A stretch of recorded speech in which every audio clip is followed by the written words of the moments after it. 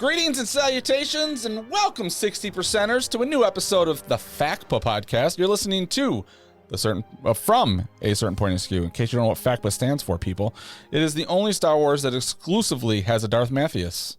Probably. Only on Skype lines, though. I'm Jason Anchorage, Ginger Jedi Guy. I'm inside my very own Wookiee Poo Studios, and speaking of the Darth Mathias, he's going to talk and take over, and I am going to be quiet on my end. Maybe this is a bad time to break it to you that I'm doing another Star Wars podcast.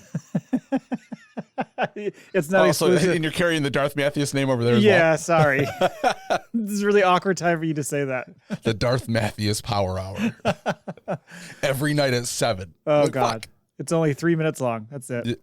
Make your insert joke here. It can be your Patreon exclusive, $5 a month. That's right. Didn't you used to do Patreon? Yeah. With your other? Yeah. Years ago. I tried it for a while. The problem I found was, I think I did it when Neil and I were doing that podcast for a while, but I was like, now I'm making a bunch of other content just to drive people to do the Patreon.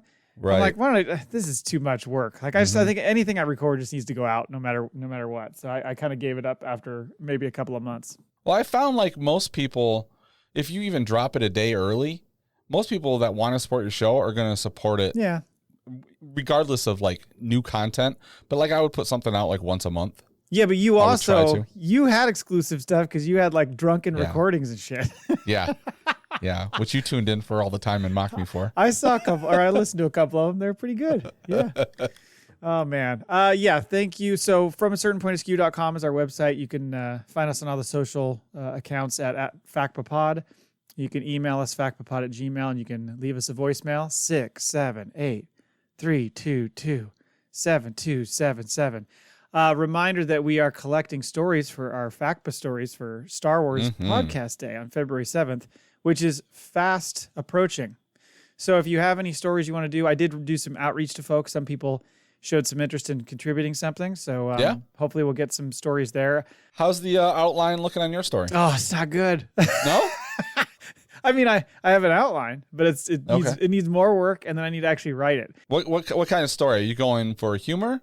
Are you going for serious Star Wars? I'm going for humor. Yeah? Okay. Yeah. But my writing capabilities are so out of whack. I think I may have told you this, but like 100 years ago, I used to run like fantasy sports leagues, and I used to write articles for that. So very sports article based kind of stuff. Yeah. When I try to actually write dialogue and things like that, it's not great. Really? No, you have that gift. I don't, but I'll try. I'll give it a shot, even if it's a short one, even if it's a one-pager. I came across one that I was writing for the last one that we did. I forgot all about it. So I was like, oh, this is something I can dust off and kind of retool a little bit. So I'm playing with that one right now. I know I'll have at least that one. We need that mom story. I'll probably be able to. You need I was thinking like maybe I just have the first chapter in this one, and then we'll figure out how to share the rest. So. Yeah, I think, for sure. I do like the idea of a continuing story. You know? So if you have, and that's what I was telling people last week too, is if you have a longer story, we could always break it up. We'll probably do, I'm guessing we'll do another one for Star Wars Day. Yeah. May the 4th. I don't know. If you have something you want to say and contribute, it'd be great. And we are happy to help bring that story to life, whether that's adding voices or sound effects or whatever, to spruce up whatever you send over. So please send it to us, and we'll get that going. But the sooner the better, because if you can get it in the next 2 to 3 weeks, that would be ideal. Yeah, helps us produce it. On the show today, now that we're done talking about that, we got a question of the week. The next Star Wars animated series will be, in the news, looks like 4 things. Knights of the Old Republic series rumors, skeleton crew in the Filoni film, a new Baylan. And Mangold says, no more lore. Not in my Star Wars. And he stomps his foot. This is true. Skeleton Crew, Episode 7. We're going to be in so much trouble is what we're going to discuss. And then we've got, looks like one voicemail in the FACPA Answering Machine. Yeah, last week I mentioned that we were going to do some kind of year-end and 2024 look back, 2025 predictions. We're going to save that for a couple of weeks and just make that its own episode. So postponement. We'll do that in a couple of weeks. All right, question of the week. A lot of responses here. I said, let's be optimistic and say that a full new Star Wars animated series will be announced and released in 2025. Not just announced, but released is what I was hoping for. Star Wars Day. What do you want it to be about? So, ton of responses here. As I mentioned to you on DM, I was like, Threads got quite a lot of responses. Yeah, the one, what did I like 22 comments on it? Something like that. Yeah. Jesus. Quite a lot. Hey, real quick, didn't they announce like a Droids animated series like 4 years ago? Oh yeah, it was a long time ago. Did they decide live action and they're shooting it like claymation? What? Maybe they're Phil Tippett. They're like, we're going stop maybe motion. That'd be awesome though. Yeah, I don't think we've heard any bit of news on that in a long time. Because I look back at the slide. There's a slide you could easily find on, Google Images or whatever, and it's the shot of Kathleen Kennedy standing in front of all the announced projects, like the Rogue Squadron and all. Yeah, and I'm looking at it, and I'm like, well, shit, they did a lot of these. I mean, granted, the joke was always like, oh, they announced all these shows and didn't do any of them. I'm like, well, they did most of them. Yeah, there's a good chunk.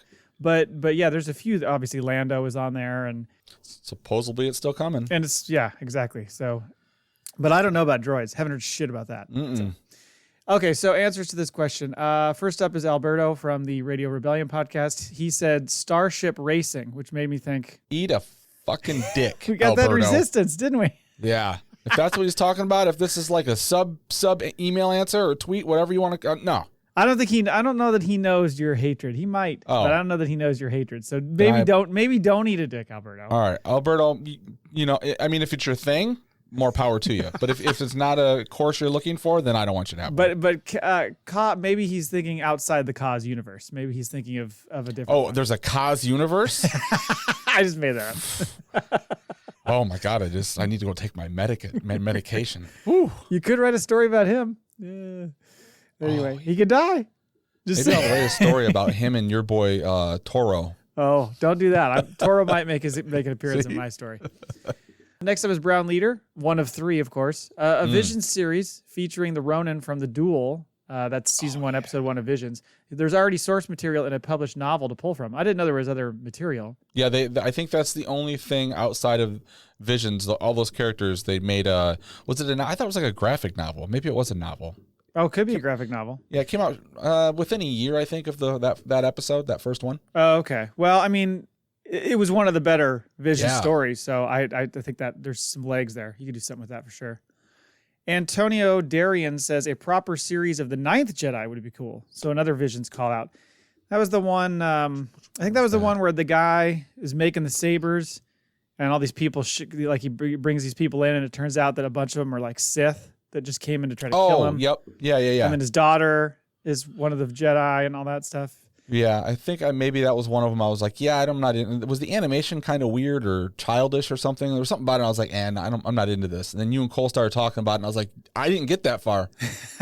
Cole was on the show when we did that? I think so. Wow. Call back. Next up is Moppin, maybe? Spin-off Bad Batch, The Clone Rebellion. So I really like this story as a concept. I'm just not sure if they're going to go back and do another story around this particular era. Right. They might. It's been pretty successful though. So yeah. But I mean, really, I see them going into the older. Hold on, not Omega. Oh. Older Omega. Oh, okay.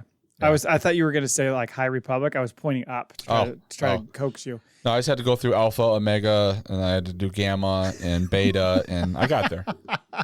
Pi, Phi. All the fraternities and sororities. Yeah. Next is Max Rebo.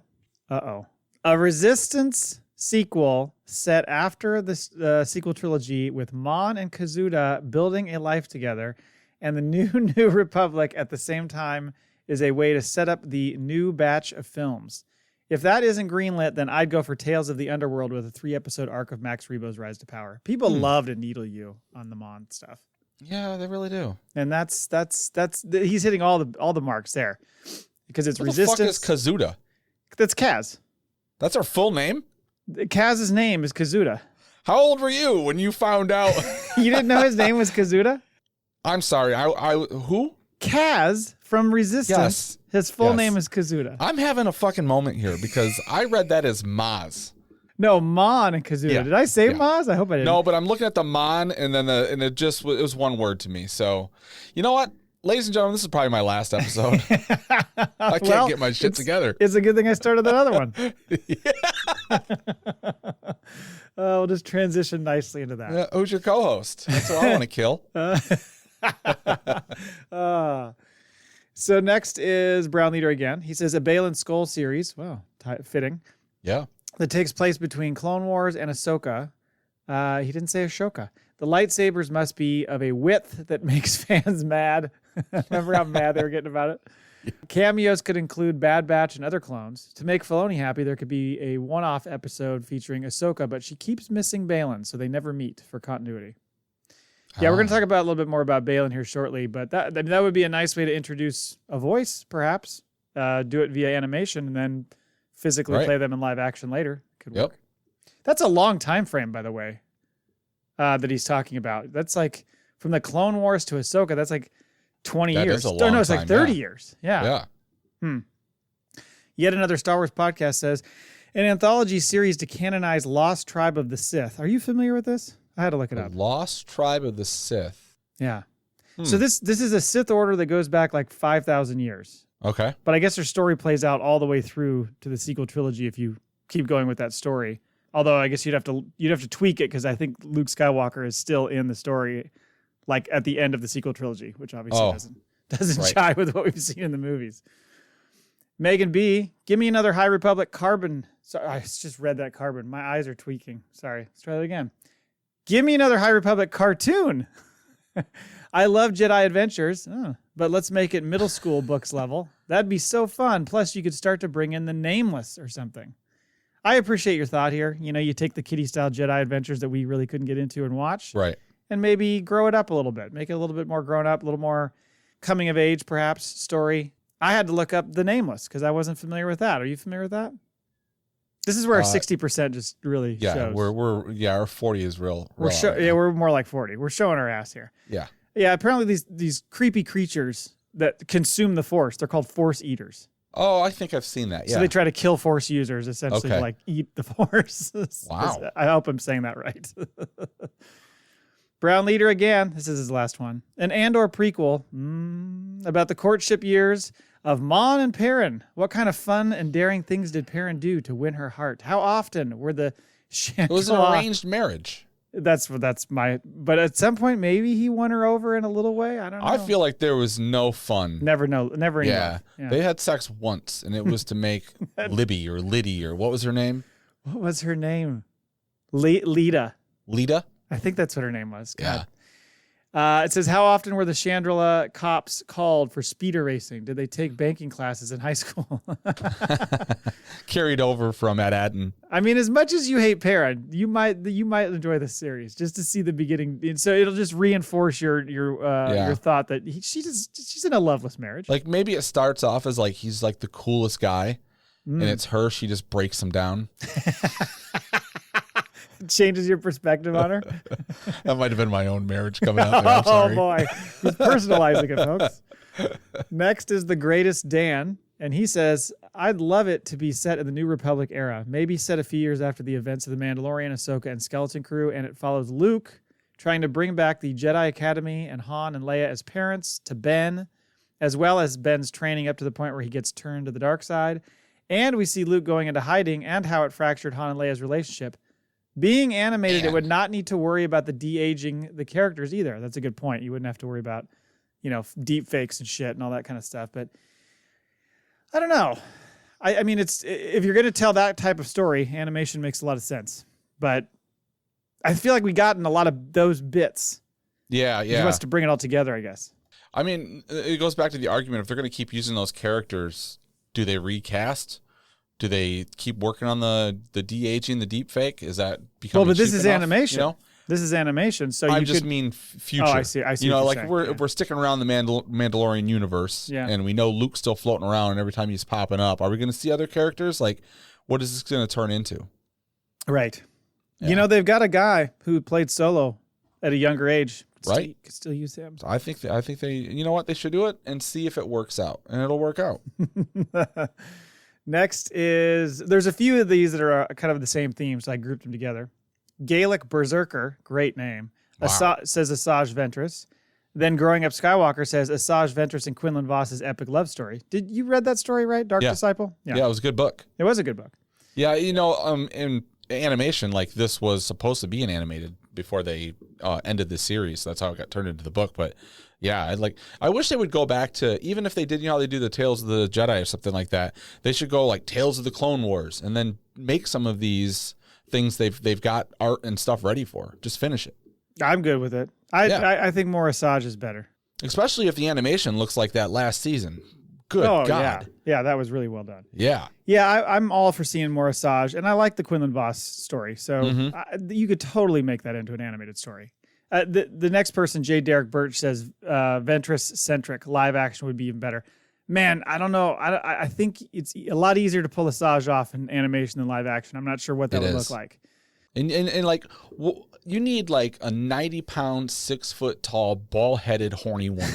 Well, the bald-headed thing you could make work. You could sure. There's tricks for that, but I just don't know who could embody that person. It was Nika. I had to look it up. Nika Futterman is the voice, and I don't know. I can't remember what she looks like, but I don't know. I just feel like animation is a good place to continue to develop Asajj. Yes. Yeah, I agree. Cynical Jor says a High Republic series featuring Elzar Mann and Avar Kriss and the Nihil. This I thought makes a lot of sense in the sense that we've gotten, I guess the young or whatever, the Jedi Adventures one is set in the High Republic, but to I don't know, maybe this would fall flat. But I was thinking, since the books have sort of taken a dip in readership and stuff, from what I understand. Yeah. Maybe that's a way to generate the interest, is to actually show it. Give us some visuals of this stuff. Right, a little cross promotion. So like you're going to pick up a different audience for the animation. They'll be like, oh, there's stories about these people in books. Go back and read the books. Right. And then, yeah, kind of a full circle thing. It could be worth a swing. They seem to be like, they're not like, we're not following through with this. I think did they announce they're ending the High Republic series though? I don't know. Aren't they in the third phase already of it? Yeah, and I think I read something the other day, and the way I read it, I meant to look into it, and it was worded in a way that was like its final book, or it's something. Maybe it was the final book of the third phase. Was it Charles Soule? I think is writing a book. Yeah, he's done a number of them. I think he's the one who wrote the first one, The Light of the Jedi. Yeah. Which I'm thinking, there's a story you could easily tell. Granted, again, we've only read half that book, except independently. We don't read together. But right. But it has the basis for you could make a great animated story out of that, I think. Certainly. So, next up is G. Rumpy, which I just realized is Grumpy. Wedge. His time from defecting from the Empire to coming back in Rise of Skywalker. Lots of good Rogue Squadron stories to tell. I mean, he's got quite a long history, Wedge. Yeah, he does. We did see his defection from the Empire, though. You know, we saw that in Rebels. He meets that's Sabine. Right. She goes and infiltrates that academy or whatever, and so we kind of see a little bit of that. But yeah, I'd be up for more Wedge, and I'm not going to take my shot about him bailing on the trench run. I'm not going to do it. Brentage 5000 says, I want it to be set years, nay centuries in the past, and follow the founding of the Jedi Council through the eyes of a young Yoda. That could be a fun story, and he gets bonus points for saying nay. Nay centuries. I think if you brought in like the crew that did Andor, half Andor, and then you need like some people that are like really into like Jedi fights and shit, then you got a good equal. I think you got good writing, good politics. You got Jedi fun shit for those who want to see that, you know. So Andor writers, acolyte fights choreographers. Yeah. Because people didn't necessarily like the writing on that one. Oh my God, we're gonna hear from so many people. Leon the Galactic Collector, great name. Hopefully set in the sequel era. My dream would be between Last Jedi and Rise of Skywalker. They made 7 seasons of Clone Wars to cover the 3-year gap between films. Surely we can get a couple of seasons set in the years between the last 2 sequels. I was looking it up. I was like, what was the gap? I think it was about a year. Was it? About a year in time between those 2 episode, whatever, 8 and 9. So there's certainly some stuff you could do, but it is a little bit limited. You know, you can only wedge it into a year. Yeah. But yeah, like you said, if you made 7 seasons of Clone Wars for a 3-year period, I don't know. Yeah. Super Todd 17 says Luke traveling the galaxy between episodes 6 and 7 with Lor San Tekka and a young Ben Solo looking for Jedi artifacts and teaching the next generation of Jedi. That could be fun. I mean, there's a huge time jump between those 2 episodes, so a lot of room to do whatever the hell you want. Yeah, a lot of they can play big time. Yeah, and obviously we're in that, the Mandoverse is in that era. there's some familiarity there. Maybe involve Lando as well. And Shadows of the Sith, is that the name of the book? That's a fucking awesome book. Oh, I don't know that book.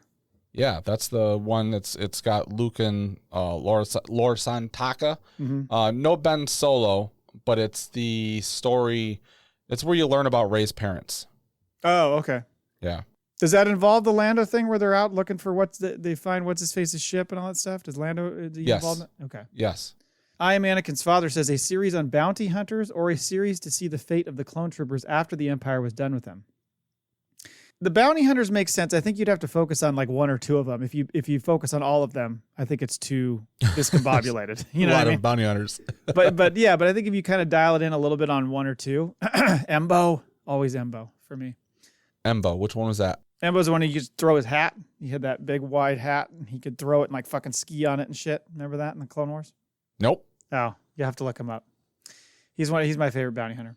Fate of the Clone War or the Clone Troopers post Empire. It's kind of been referenced in other things, but I don't know. Maybe not across the board, just with specific characters. So you could do something with that. Next up is living up to his name, Grumpy Jason. This is not you. No. Something that has no fucking character connections to the movies. It just leads to toxic fan crap because lore. Okay. I mean, there's some truth there. Thank you, Grumpy Jason.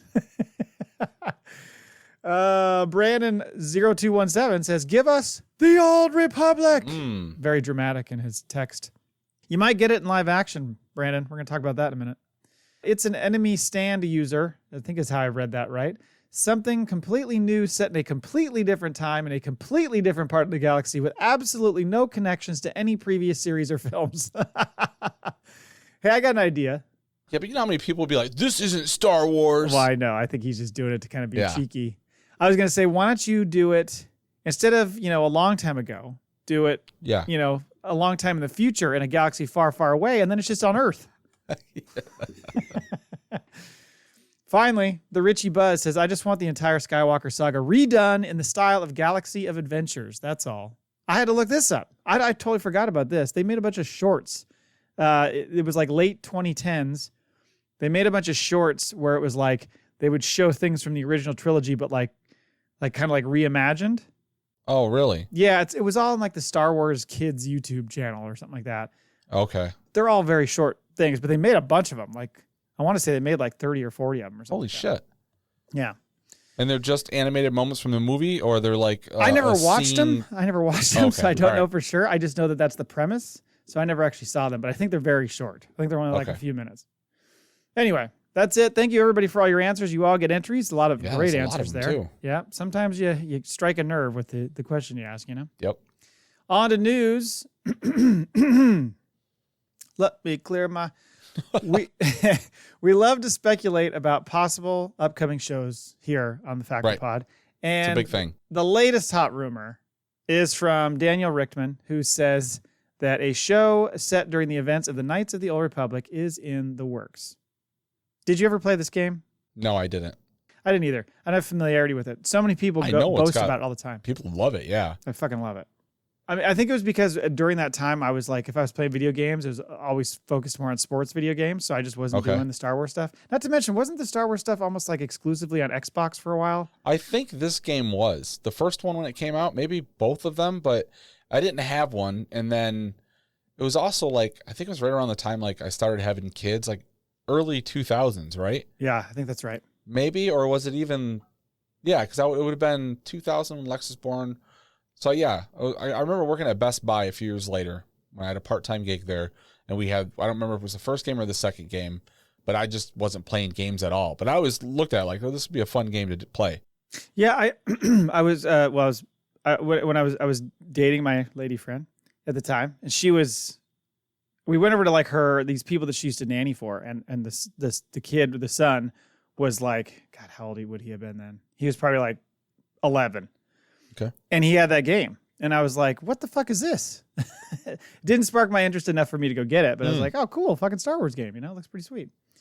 So the era for this potential show is around 4,000 years prior to our familiar Galactic Civil War. It's a long ways ago. I mean, there's a lot of stuff going back in the past. You know what the weird thing is about this, though, is you look at like what what Earth looked like 200 years ago. Mm-hmm. But then you go back in Star Wars 4,000 years ago, they're still flying ships that kind of look like the ships in our modern time of Star Wars. Right. They're all carrying lightsaber. Like the technology really hasn't changed. Which is funny because you think about history on Earth and you think about, okay, well, if you go back to like the Middle Ages, and there's a run there for about 800 years where not a lot changed. We're still swinging swords around and shit. The wheel is still new. Right. but in this era where the technology is obviously pretty advanced, you would think major advancements would have been made over this time period, but it's like it got so advanced and then it stopped. Like, let's take a break. Yeah. Anybody who's an inventor or any sort of scientist, let's just pump the brakes a little bit, all right? We got a lot to deal with right now. We've got a food shortage. How about we work on that? There is a planned reboot of this game, by the way, coming soon, and it kind of makes me wonder if the communication is getting crossed here. Is this really a live series? Didn't they cancel? They're like doing a revamp, right? A complete. Yeah, but I thought it was still in the works. Did they cancel it? I thought it was still in the works. Well, a few years ago. It might have been one of those things they finally went back to, but I remember reading about that. I was thinking maybe wires were crossed here, and this is actually something happening with the game, not so much the live. Well, we know series. they're working on like a bunch of shit behind the scenes, so I wouldn't be surprised if this is just something they're, playing with. Like, let's see what we can turn this into. Wouldn't it be great if it was like you've seen the footage of like a Saturday Night Live where they've got all the little index cards on the board of all these different ideas? Wouldn't that be great if there was a room? It would have to be a fucking vault where you have to strip down to your fucking underwear to go into it.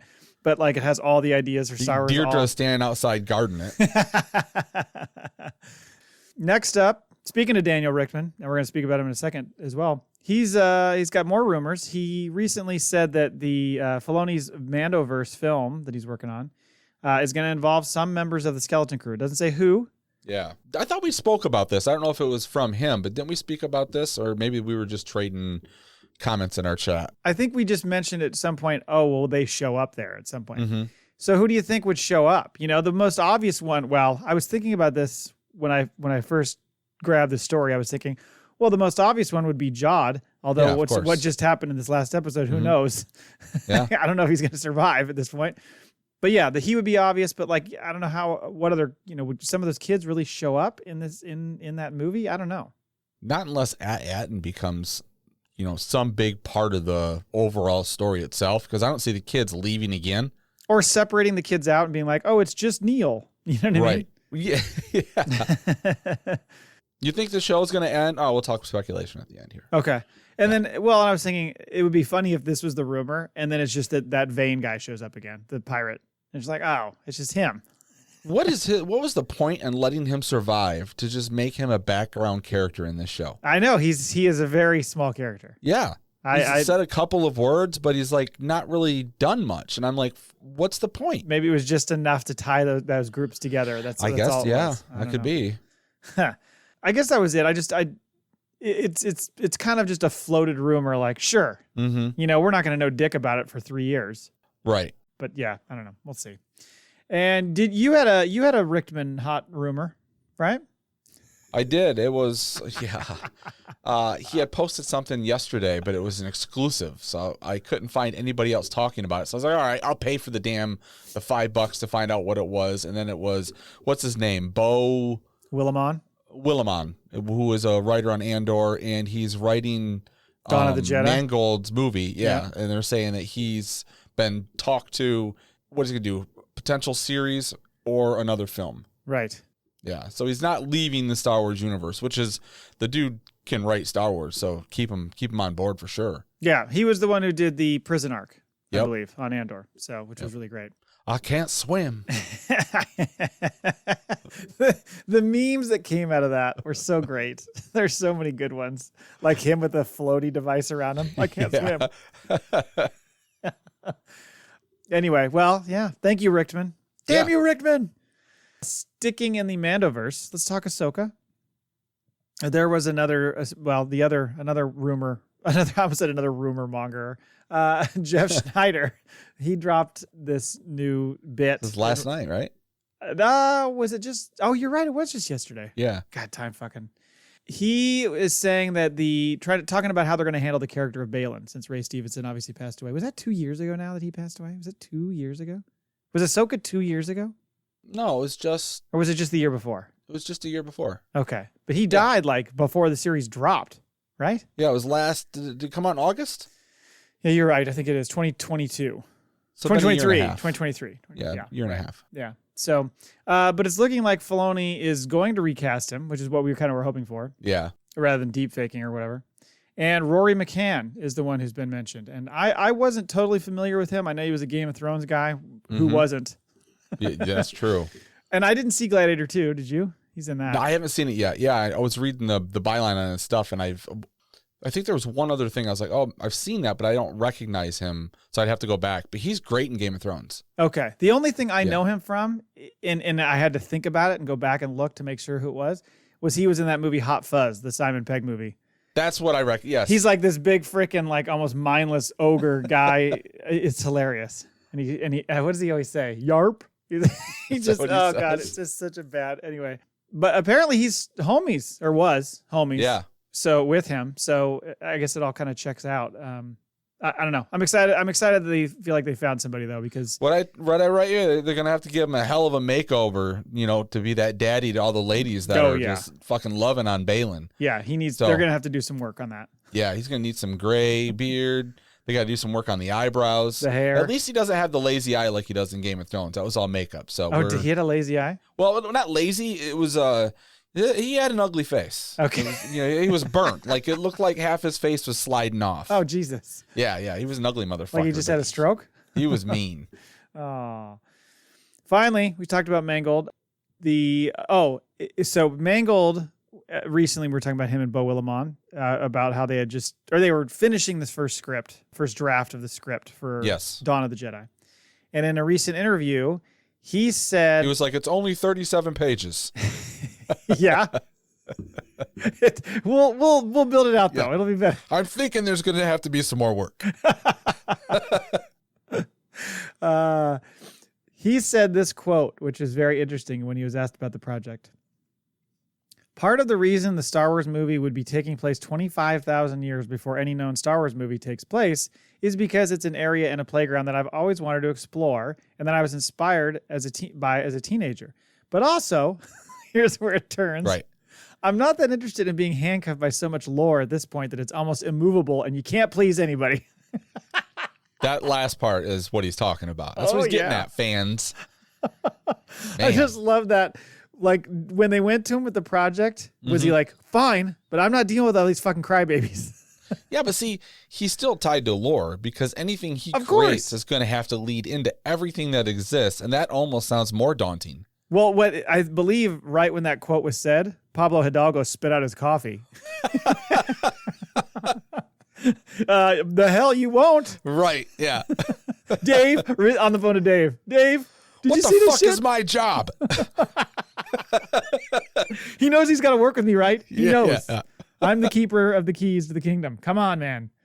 Oh, that's funny. I mean, we've joked about how like anybody getting into a Star Wars project, do they know? Do they like go into it going, "Fuck, this could be bad results I get here from the reaction." Yeah, we're a few years away from like directors being hired who've never had a social media account. Right, they have no idea, no concept. I'm gonna keep them in the dark until long after. Every project has gone great. Right. Just trust me. Don't talk to Leslie Headland. Do not talk to Leslie Headland. Ooh. That's it for news. On to the crew of the skeleton. So episode 7, we're going to be in so much trouble, as you mentioned. This was directed by Lee Isaac Chung, who did we mentioned this before, did the Dr. Pershing. Yeah. What's her name? Elia Kane, is that her name? And episode. He was the director of Twisters. And he did Twisters, right. Yep. Did you see that? Yeah. Oh, okay. Was it any good? Yeah, it's a good movie. It's fun, but it's like they did a really good job at remaking it, almost to the point that you're just waiting for like the legacy character to show up a couple times. You're like, how does this tie in? But they don't do that. But it's also like the most sexless movie ever. Oh, like you can tell these two characters have the fucking hots for each other. And they even filmed the fucking kiss. Like you can watch it like on Twitter, like 2 days after the movie came out, they're like, look, they did it. Like they're in the airport at the end. It looks like a fucking Lifetime movie, But for whatever reason, at the end, they're just, maybe they hold hands or they smile at each other or something. But like, I'm like, why cut that out? What's the point? Who's the woman in it? It's, what's her name? Daisy. I should have Edgar asked something. podcast. Daisy. Okay. she's been in a few movies. Okay. Well, it made me think, is Glenn Powell just, I mean, maybe about 10 years behind schedule, but just trying to follow the exact Tom Cruise model? He did the Top Gun movie. Yeah. He did the fucking rom-com cocktail style movie with Sydney Sweeney. Okay. He's now before Twisters. Before There Was You, or before, what was that fucking movie called? I can't remember the name of it. Yeah. I haven't seen it. It kind of came and went. He did that movie with Bix from Andor. Hitman, yep. Then he's done this now. He's done kind of the natural disaster, big, like, visual. So I think at this point he's got to turn a little darker or more serious. Excuse me, I'm getting choked up. And do kind of his like Born on the 4th of July type movie or Rain Man. Right, yeah. He's Running Man, right? Isn't he? He's doing Running Man with Edgar Wright right now. Oh, is he really? Yeah, and he just signed a first look deal. He created a production company with Universal. So now he's going to be in charge of all the movies he makes. There's some movie he was filming, and I saw, set pictures of it. And it's him looking back and like he was a college quarterback. Oh, it's a Hulu show called, is it Chad? What's it called? Chad. Yeah, I think he plays like a famous quarterback dropout or something happens. So doesn't he like get makeup? He acts like this other character, Chad Rogers, or it reminds me of Kenny Powers. Oh, okay. But it's like that type of thing. And then he sneaks into like another school as a different quarterback, I think is what it is. Well, he's also the quarterback they show of him in college is for my team. He's an Oregon Duck. He's wearing old Oregon Duck jersey. Okay. And it does not look good. You realize, you think about it and you think, Glenn Powell, he's in nice shape, like he's a cut guy. Football players are so fucking big because he looks so tiny in this, this uniform. Yeah, it looks ridiculous. Maybe that's part of it then, yeah. Well, because he's like 6 foot, 6 something. Yeah, so and I wouldn't think he would look tiny. He looks to football players. He looks small, really small. Yeah, it didn't look good. But anyway, I just thought that was funny. He's got this. It's like he's trying to recreate Tom Cruise's career here a little bit. I mean, it's not a bad blueprint to follow. You gotta start doing those stunts though. Careful. Right? Now. Yeah, you gotta clear the clams too, or whatever they call it. Excuse me. I meant it that way. Anyway, back to Skeleton Crew. Did you get done with this episode and kind of think, I guess Jod is kind of a cunt, huh? Yeah. I had to, there was some denial, like what are the 5 stages of grief? Yeah. Because like we're waiting for redemption, we're waiting for a flashback, all this, and the episode ends, and I was like, we were fucking lied to. And then about 2 seconds later, I was like, no, we weren't. We lied to ourselves. We made all this up that it was going to happen. And then I'm like, you know what? Keep this guy as a bad guy. You certainly could, and you probably should. But it was one of those where, yes, you're right. I think it's because of the fact that Jude Law is so charming, his character and him in real life. Yeah. That you wanted to be a good guy. Mm-hmm. Well, I mean, shit, what was it?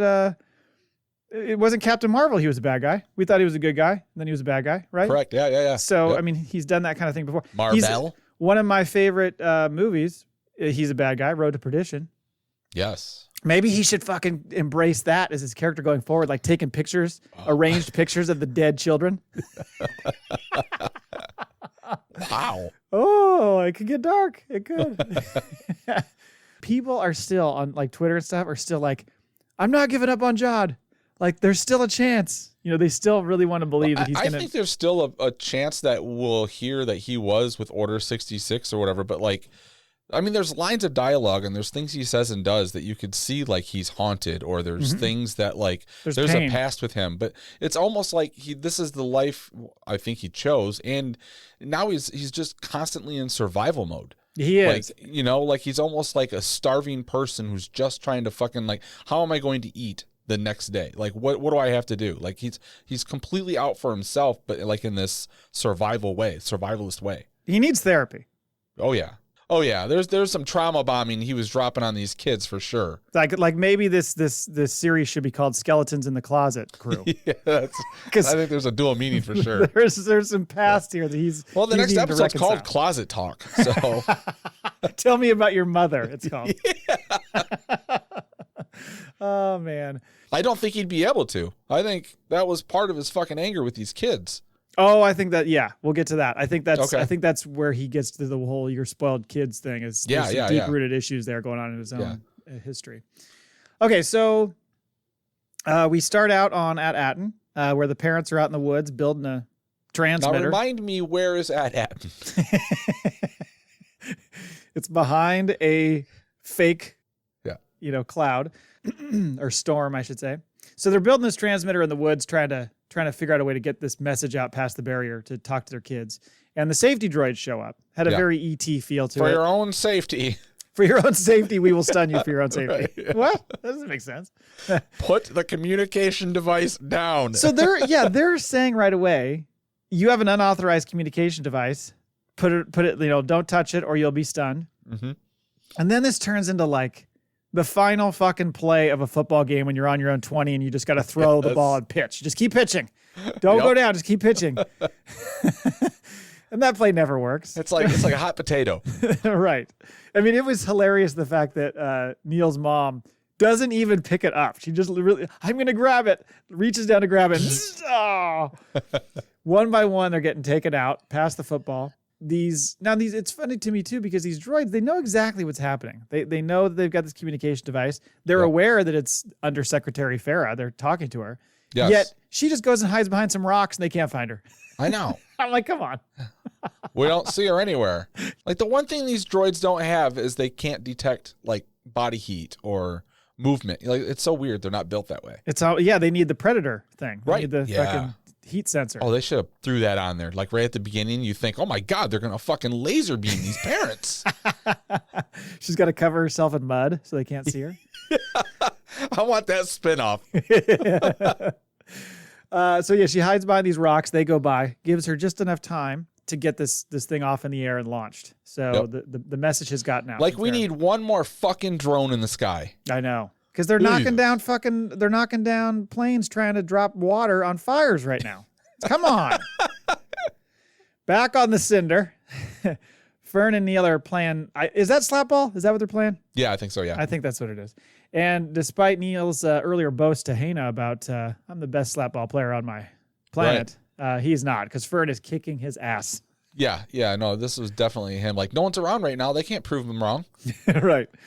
But what do we have here? Wim is back to being Grumpy Gus. Aww. Yeah, this kid needs to be on some fucking happy pills. He does. You know what the problem is he hasn't had vitamin D in days. Well, that's very much a part of it. There's been no sun. Well, that and the fact that he's got that every night he goes to sleep and he thinks, I still got to take that fucking test. I got to take that goddamn test when I get still back. got the weight of the world on his shoulders. It's still weighing on him. So he's still bummed. I was like, don't you miss your dad just a little bit? I mean, I know you guys have a fractured relationship of sorts, but a little bit cold. You can't get past lifetime of being an analyst. I think so, yeah. Meanwhile, aboard the pirate freighter, they've reached At Attin, or at least the outside layer there, and it's protected by what Brutus calls a toxic mail. Oh, I'm sorry. Toxic maelstrom. Yeah. It'd be funnier if it was a toxic mail. Looking for any opportunity to put Jod to death, Brutus determines they can't get through, so they should just kill him. This is kill him in the airlock. That's his go-to, isn't it? Like, it's like he is looking for any excuse to kill this man. And it's like, I love how it's like you show up, you see this maelstrom. You guys have no other fucking lines in the water here. You got no other leads on anything. You just immediately like, nope, it's not going to work. Kill him. Well, also, like, you're the fucking captain. Yeah. If you're going to kill him, kill him. Right. You should be able to do that. But clearly he's threatened by Jod because he knows that he's his rival. Well, he's the one that's is this the episode or is the left? I'm the left one. No, that's this one. That's this episode. Yeah. So then Jod's arguing, as he always does, that this is just a trick, that the maelstrom isn't real and a ship can just fly right through it. That's how it stayed hidden for so many years, And Smee confirms this. Smee's back in action, at least temporarily. Yeah, just like walks out of the hallway like he just got back from taking a fucking electric piss. Like, what are you doing awake? Walking around. He's confirming everything Jod says. Jod offers, hey, you know what? I should fly out there and check it out. And Brutus is like, that's a good idea, but we're going to have another pirate do it. And oh no, it's Glurb. Poor Glurb. And all his dreams are gone. His dreams of the glowweed plantation just flushed down the toilet. You could buy a whole ocean. Oh, poor guy. Brutus has had enough and sends Jod into the airlock once Glurb dies. He's, again, let's just fucking dump him into space. That guy's like literally about to push the button. He's like, no. There was a moment we were going to the big reveal was he was going to go full space Leia. Oh, I didn't think about that. Float to the other ship. Could you imagine what the Last Jedi fans, or not so much fans, would think of that? They'd be like, fuck. Ro would be like, God damn you. He hates the Last Jedi. Keeps talking his way out of it. Literally is convincing the guy to not push the button to blow him out the airlock. And that's when Chailt, I think is how you say her name. That's the gal who saved him the last time, bring up the pirate code. She's like, hold on, we got a ship on the scanners. Pirate mom, yeah. We got a ship on the scanners. Lo and behold, it's the Onyx Cinder. And then Jod, that's when he's making his argument, which is just a fucking bullshit guess. He's like, the key is the ship. We got to get the ship. That's the key to getting through. He's just making it up to try to save his life. I like how he says, I would bet my life on it when he said going through the maelstrom, it's on the other side. I'd bet my life on it. Well, you're about to die. So yeah, no shit. Yeah. We know you're going to bet your life on it. Also, like, no one has said anything, have they? Like, I don't peruse what I see on Twitter, but which isn't a lot. This is basically just a giant fucking X-Wing. What is? The Onyx Cinder. It was just, ever since it lost everything, it just looks like this overgrown, chromed out. It kind of looks like a cross between that, and it looks a little bit like a less shiny version of the ship in Phantom Menace. You know, it's kind of got that sleek design to it. The Naboo ship. Yes. Queen Amidala ship. Yep. Yeah. For a second, I was like, dude, are you going to remember the name of the ship? That's impressive. Oh, shit. It was the Maelstrom. There you go. The Maelstrom. Just when the kids start to head into the barrier, they get pulled back by the goddamn tractor beam. KB knows what it is. We're stuck in a tractor beam. So very well read, KB. The pirates, they walk into the ship, they walk into the hangar to get on the ship. And that's when Brutus tells Jod, he's like, well, have I told you lately that I'm going to kill you? Yeah. Because I'm going to kill you. This hasn't come up before. And that's like you said earlier. Jod argues, the crew loves me. And they're like, no, they don't. And they're like, yeah, they do. He's not worried about it. Brutus steps onto the ramp and tells whoever is aboard to come on out. And that's when they snag him with that cargo arm thing and tell the pirates to let him go or they'll kill him. That was kind of cool. Like shaking him loose for his change. When he started walking up the ramp, I'm like, you don't want to send somebody else to go up there and do it? You're going to do it yourself? Okay. Not a smart move by Brutus, and it proves to be a fatal move. Jod noses the kids. He walks up and removes his shackles with the Force. Yeah. Okay, just making sure that I saw the same thing you did. Then he picks up Brutus's gun and just shoots him in the face. Man. This motherfucker's so cold-blooded. It was like, there's a moment where he's like, yep, I'm going to do it. I mean, in retrospect, Brutus was going to kill him, so sure. You know, it was a preemptive strike, you know? Mm-hmm. The pirates draw their weapons, and Jod quickly convinces them, like, you're going to, like, Brutus is dead, first of all, but you were going to follow that guy? Come on. And they're like, yeah, Captain, yay. You love me. Right. We used to do this. We can do it again. Jod goes back to Silvo mode, gets that helmet back on.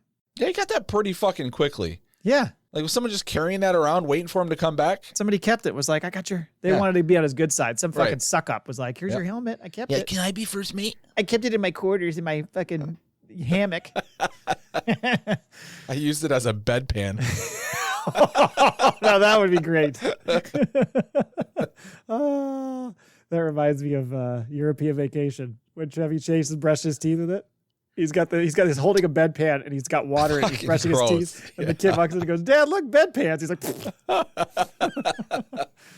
So Jod is ordering Smee to figure out what the device is on the Cinder that allows them to get through to At Attin. Again, he doesn't know this is true. He's just assuming. Yeah. And he's like, we can take that, install it on the frigate, and then we can take the whole ship in because we're going to use the whole ship for all this gold, all these credits. Well, I mean, I'm guessing he's based on the fact that they left the planet in that ship. Right. No, it's an educated guess. I'm just saying yeah. So then we get an incoming transmission. It's the parents. And we get a very heartfelt messages from the parents to each kid. One by one, they're kind of going through saying, like, you're not in trouble. Just hang in there. Get back home. And that's when Farah says, you need to find a Republic emissary and they can help you get back home. Yes. And Wendell says, I wish we could tell you more. You weren't supposed to find out about any of this until you graduate. So everybody on the planet that's an adult knows. Kind of the deal. Yeah, I think so. Some part of it, yeah. Yeah. Although I don't think they know.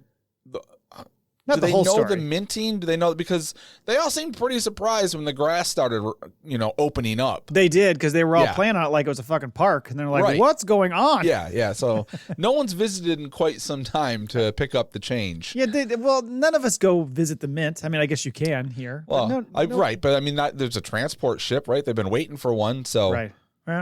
Yeah. So then Wim gets inspired by this message. He tries to bum rush Silvo. Not a good idea, but I appreciate the heart. Well, also, like, Silvo's a fucking reaction to these parents. Like, if you watch his body language, there's a moment where he's like, you know that meme of, not Dave Filoni, but James Filoni? You know, the one where he gets out of the chair and he's like the goal, the nerve. You know what I'm saying? Yeah. Like there's a moment where the camera's on him and his fucking head goes back and he's looking at the hologram. And he's like, these fucking parents. Yeah. Do you think it was better that he had the helmet on so you didn't see his facial expression, just the body language? Of. Yeah. Yeah. Well, and he has the one reaction where Wendell says, don't tell, I think it's Wendell, says, don't tell anybody where you're from. And he goes, oops. Dick. Silvo then claims, I'm the captain of this ship, and that's when Smee, we get back to this fucking pirate code. It's tricky. There's a lot of rules. A lot of holes in it, though.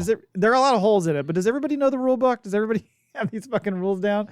Because he says, Smee, that you can only be the captain of one ship at a time. And that's when Wim's like, shit. So he starts to claim it, but Jod covers his mouth, or Silvo covers his mouth, and then he claims it as his ship. Which I'm thinking, okay, well, now the frigate's not your ship. So who's the captain of the fucking frigate? So then Fern calls unclaimsies, which has been a theme. Which I want this explained in the pirate book, like because he's close enough, or what's he say? I think Smee was looking for any excuse whatsoever to get away. Okay. I think it was just his way of going like, yeah, that works, sure. Never liked you anyway. No, because he knocks out. I like how Silvo's like, that's not how it works. He's like, fuck it. It is how it works. Boom, knocks him out. And then dumps all the pirates out into the hangar, and they fly away.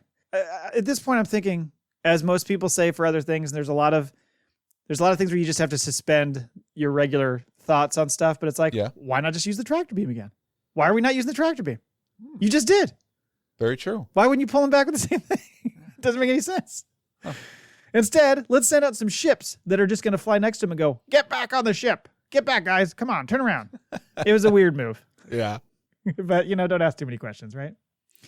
They had to give Vane a line, They can only use it once a day. That's what it is. It has to be powered up. There you go. Let's go with that.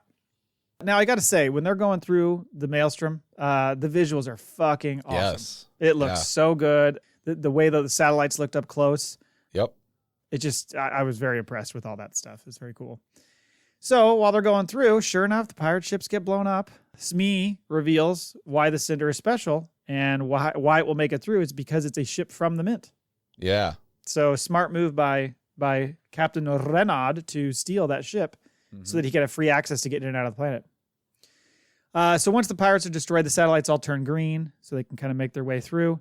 And of course, autopilot is engaged. We talked about that last week. Thought that might happen. Yeah. It was the same thing that happened when they visited, at Akron? At Akron. Yeah. Well, it was kind of Akron. It was Ohio-esque. It looks very much like Ohio. I've never been to Akron. I've been close, but never to Akron. Yeah, I've been close. So, sorry, Akron. All of our listeners in Akron. Oh. Just when things are looking rosy, Jod shows up because he stowed away, and they didn't realize it before they took off. And in probably the most shocking moment of the episode, and maybe the series, Smee stands up to go like fucking, give him a beat down and just lightsaber, head chopped off. Like, whoa. Yeah. That was shocking. It was like Mace Windu and Jango Fett. Yeah, right. Kind of hold the pose. Yep. Fucking swoop. And this is where Jod just gets real fucking nasty. And somewhat relatable, maybe, to those of us who are parents. Yeah. Because the transmission won't go through that he's trying to send back to the frigate, and the kids are explaining why. And he's like, I fucking know, okay? I don't need you to explain it to me. Jabber, jabber, jabber. It's on autopilot. I know. Oh, man. Shut the fuck up. We've all been there.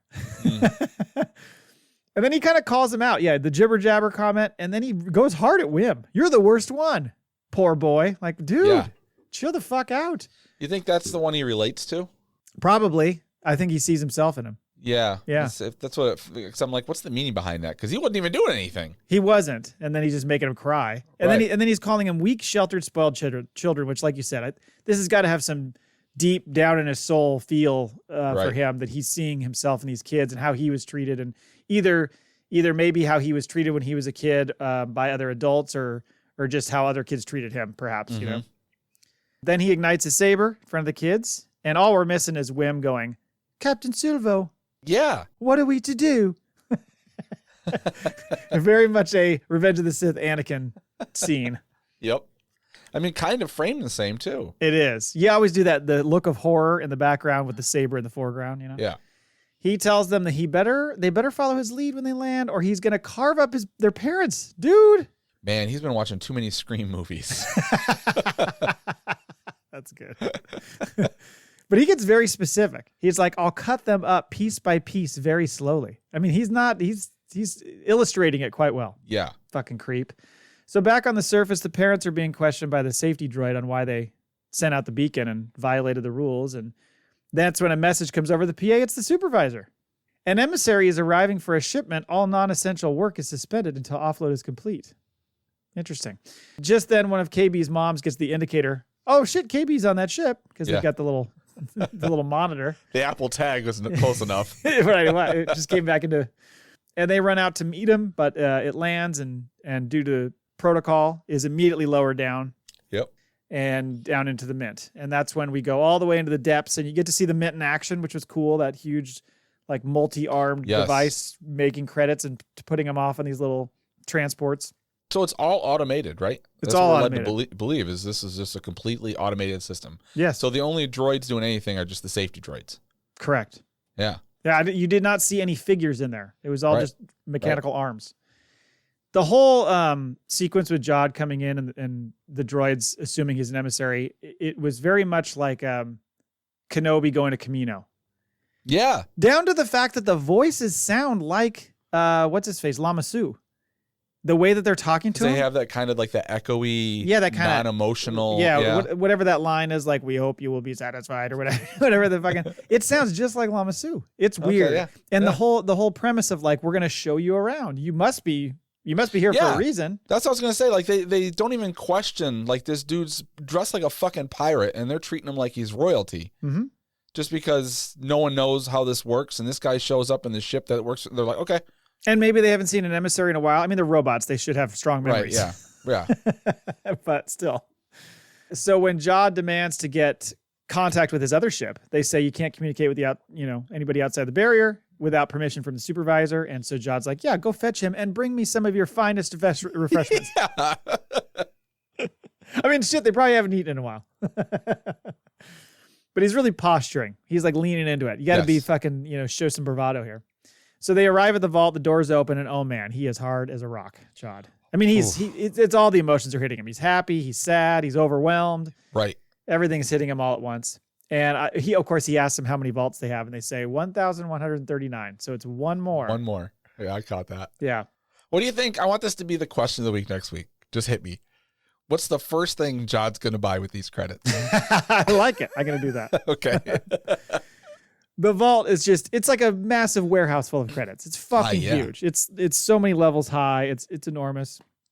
And yeah, just the look on Jod's face was really, really well done. He's doing such a great job with this character. Next thing you know, the parents arrive, which I thought was kind of interesting that they just go ahead and bring them in. And we get a great moment where they're all reunited and, happy to be back together. And that's interrupted by cocksucker Jod, who walks up and is like, ahem. Now, don't you think it would suffice to just look at them and maybe when the parents aren't looking, give like the throat slash or kind of remind them, hey, remember what we talked about? Don't fucking say a goddamn word. Instead, he just fucking lights the saber up. Now, why would you do that? Are we to assume that he's just going to go ahead and kill them all now? He doesn't want to kill these people. I don't think so, because I think he would have. Right. Like, if you look at his character, he's never done anything to anybody who hasn't hurt Deserved it, right? Yeah. Yeah, it's really although he did have the one guy thrown out of the airlock in the first episode. Yeah, that was true. That's true. Yeah. But it's a pirate. It's a pirate. He's living by that code, right? Mm-hmm. But he doesn't seem to be murdering children. Right. Yeah. and their parents. I mean, at least they all get to die together. Mm-hmm. That threw me off. When he ignites the saber and kind of starts stepping toward them, I'm like, why? Well, it's just him against all of the others, so he's probably at least laying down some law. Yeah, but I mean, could he have played it more coy if the kids go along with it so that he wouldn't even have to do that? Where they're just like, oh, this is Jod. He's with us. Right, he's fine. That's true. You know what I mean? To go along with it. Because also, aren't you calling your attention to yourself with the safety droids? Aren't they going to be like, the fuck you doing? And they're going to attack him? Well, then that gives him a reason to swing that sword a little bit. Also, do you think he's swung a lightsaber before? Because of the way he did it with... Smee? Like it didn't Well, he look looked natural? okay with Smee, but then when he was like fucking, it looked like he was 2 seconds away from doing the Disney Channel thing. Like he just was like waving that fucking thing around like, I'm threatening you. Well, it's been a while since he's held one. Okay, all right. I don't know. It did look a little unnatural. Yeah, so where do we go from here? Because you would have to think that at some point they're going to go to the supervisor's tower. Yeah. I don't know if all of them will. Well, there's the shot where we see Farah and Wim's dad and Wim and Fern in a picture, right? And then they're in the tower? I think so, yeah. They could be. I mean, the other thing I think about all the time is that shot we got in the trailer of Wim's dad, riding on the bikes in the forest with those kids. And so I thought, are we going to split everybody up here at some point? And maybe Wendell and some of the kids are like, we got to go save the day. Like, we got to go out and do whatever. What? Uh-oh. Just fucking Mr. Wendell. Yeah. It just hit me. Because I don't know. You have to go see the supervisor. Are we going to, and are we going to find out finally that it's a droid? That maybe it was Renaud at one point, but it's been carried on as it some sort of AI project? So maybe because there's speculation, or even I said, like when I saw it again, it sounds like Smee. Right. A lot of people I've heard that make that claim. Have they? Okay. So if there's speculation that he was the captain one way or another and he was rewired, he doesn't remember, or maybe it's just another droid. I think the droid is a very good concept. That's the one that makes the most sense to me, is that either it's some sort of AI that's not in physical form in a body, or it's an actual droid that's sitting there and they're going to find that out when they go there. Do you think Snowball has anything to do with it? Well, we talked about Ratatouille. Yeah. And that would be fucking hilarious if Snowball was the mastermind of this whole thing. He kicks Snowball. John. Right. He doesn't squash him. He just shoves him out of the way. Yeah. And Snowball fucking yells at him. Like, fuck you. Yeah. So when he shows up, Snowball's going to trot out. Well, maybe he's like a living, breathing USB stick. So when they meet the supervisor, Snowball crawls onto that one. Yeah. And just controls droids that way. That's a good idea. Oh, man. Yeah, and I was thinking, are the pirates going to be able to get through and make it down to the planet, or are they going to be kept at bay? There's got to be some type of action, right? There's got to be. I would think so. Because how do they serve? Well, because they got the gun on the roof, or was that afterwards at Akron, right? Yeah, we've thought about that. Is the gun installed all along? I'm guessing Jod will find a way to drop the security measures to bring the pirate ship in. That's what I was thinking. That's where the action comes from. But then how do they defend themselves? Because they're a peaceful planet with fucking, basically 1980s convenience store camera heads with a body. Right. They're not doing anything. And Neil will have his hero moment because he'll be like, guys, I know where the big gun is. Yeah. And then he shoots down the frigate with the big gun. And then does Wim show signs of Broom Boy action going on? You still think he's force sensitive, huh? I'm just wondering if you're thinking that. Well, if you have that parallel with him and Jod seeing himself in him, that would make sense. Yeah, maybe he's felt something in him. Mm-hmm. I don't know. What else did I have here written down? Oh, just in general with Jod.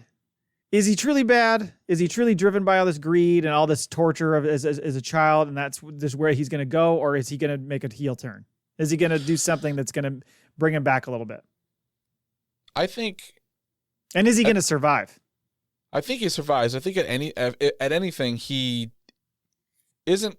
He's going to leave with his riches or something, right? Mm-hmm. But it's going to be sort of like a, tips his hat. Like he lets them live. They got their adventure.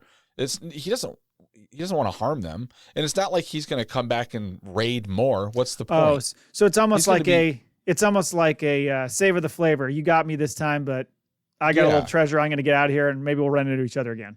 Yes. Yeah, okay. I think so. Because I don't see him what's the redemption point for him? I don't know. Unless something goes awry and he turns and defends them against the pirates or something. I can see that happening, but that's still like him just not wanting the kids to be killed. Right. But he is who he is still. Yeah. Mm-hmm. So, I don't know. I'm interested to see where this goes, because if the next episode is only a half hour long, they got a lot to cram in 30 minutes. I would imagine it will be one of the longer episodes of the season. I certainly hope so. Every time I keep falling into the trap. I'll sit there and because it drops at 6, and I would try to watch the first run with my family. Yeah. I'll just look to see how long it is and what the name of it is. That's all I look at. Okay. And then, when it comes out, then I'm like, and I'll be like 36 minutes. That means it's like 28 because with all the fucking credits and the previews and shit. What do you think? What? I think he survives. I don't think you kill him, especially with them having a season 2 in mind. I don't think you kill him. And I think he could be showing up in other projects.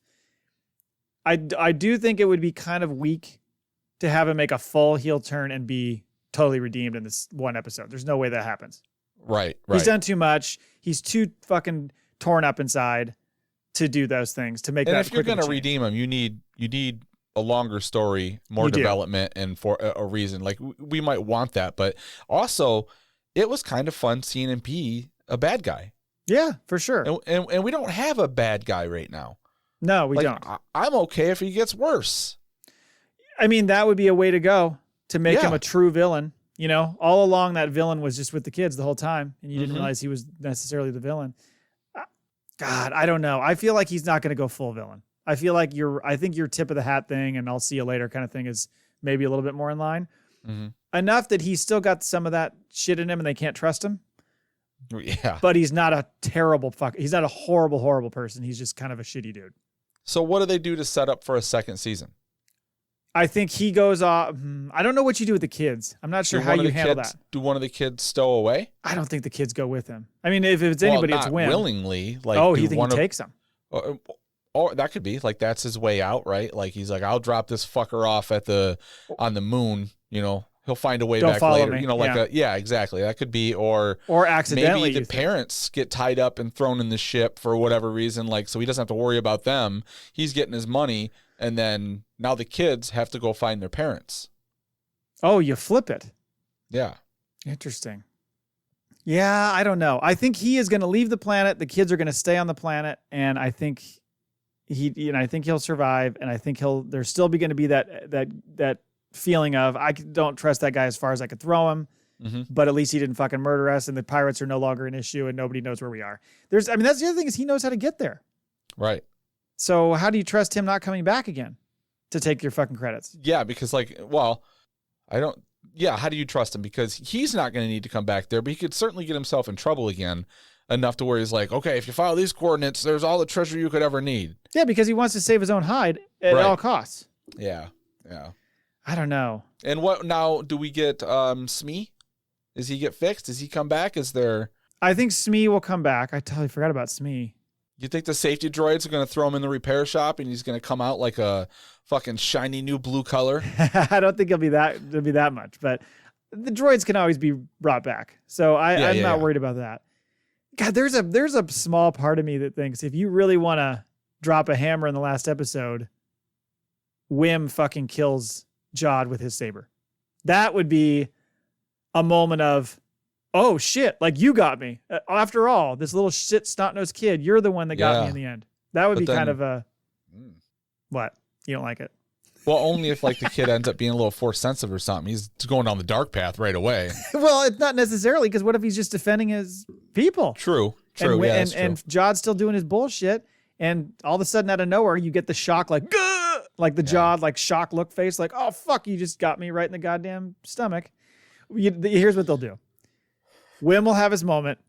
He'll surprise him, get him with the saber, and then Jod, but there'll be this. It'll be like that, the blinking Cad Bane moment of, he might still be alive. Okay. And Jod's going to come back around in a season 2 and be like, I'm back, motherfucker. What if he just cuts off his fucking hand? Well, that would be par for the course. Yeah. Now, if they're going to the supervisor tower, what is the supervisor? Who is the supervisor? I think we feel like it's a droid, right? I think it was Renan. Of course. Yeah. And it became a droid to continue the legacy and keep power and control of that system. But why?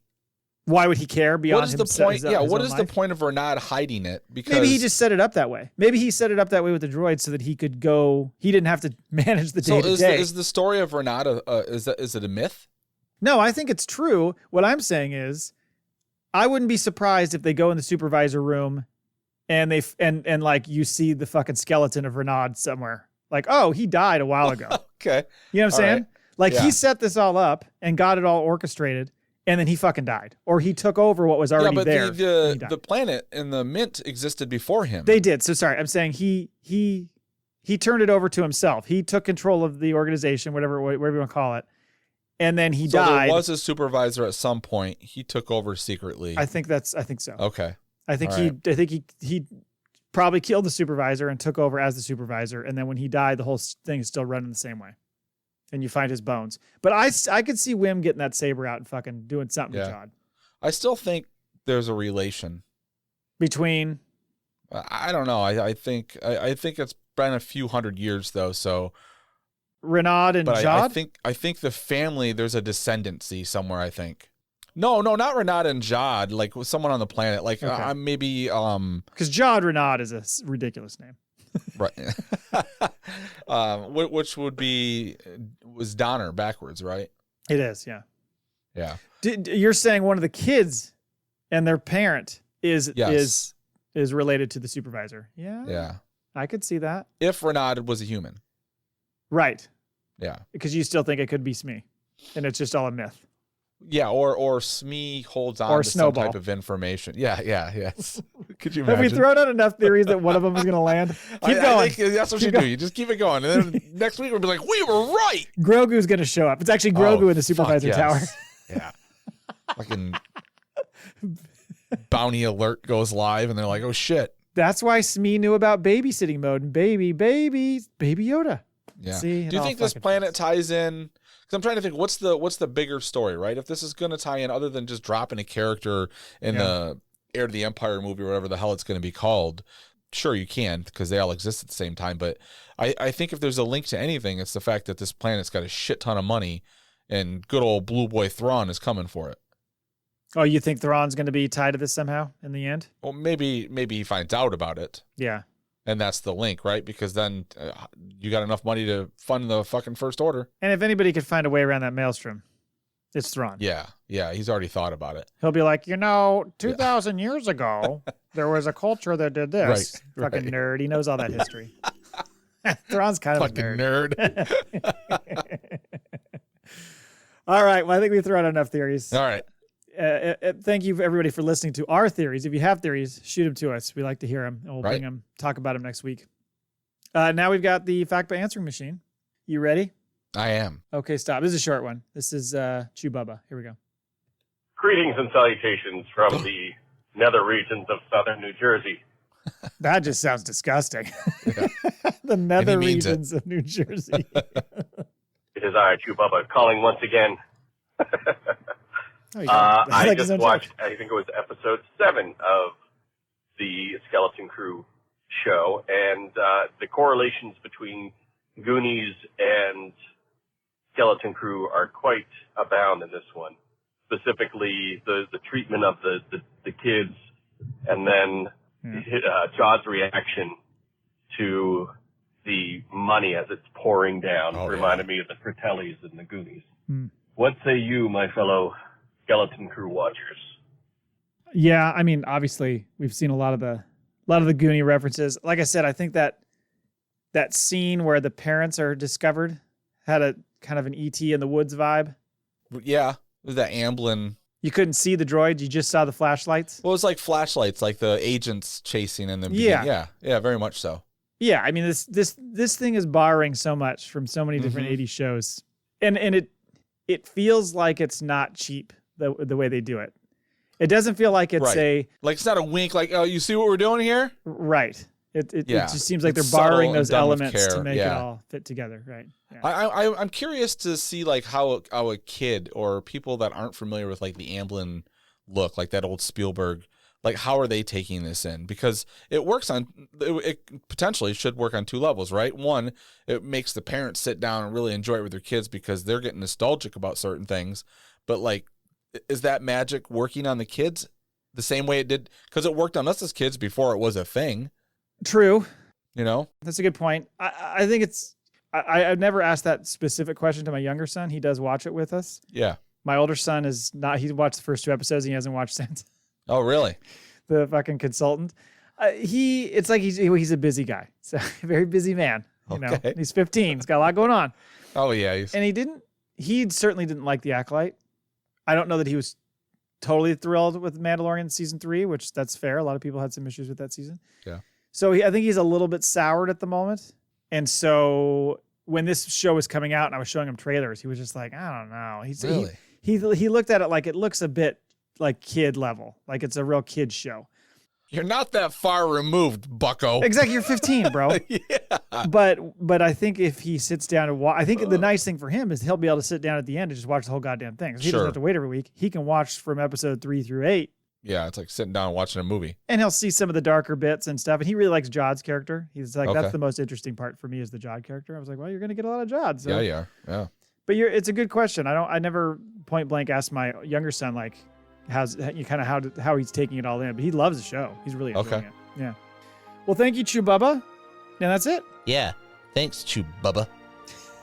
Everybody, thank you so much for listening. We'll see you next week for the last episode and where all of our speculations come trueth. Until next time. We're going to nail it. Laugh it up, fuzzballs. We have spoken.